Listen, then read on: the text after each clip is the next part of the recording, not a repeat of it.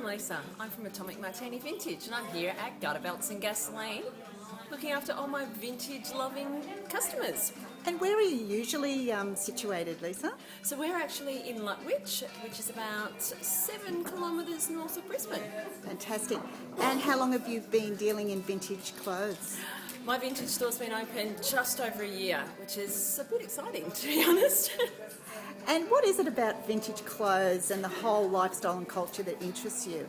Oh, it's got to be the style. It's got to be the classic cuts. It's got to be the fabrics and just the glamour.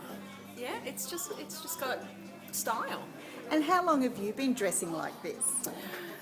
Far too long. Pretty much only done vintage for about 25 years.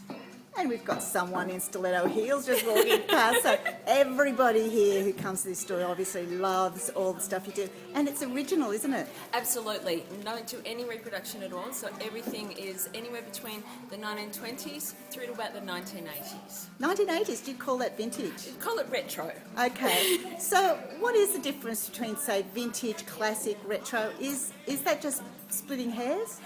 Look, if you want to be a purist about it, vintage is up to around the mid-1960s. Later than the 1960s, up to the late 1980s, is what we call retro. And do you like rockabilly music? I do. Have you got any favourites?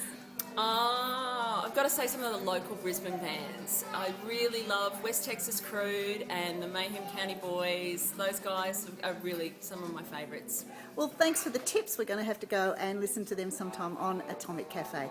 Thanks for talking to us today. Bye-bye.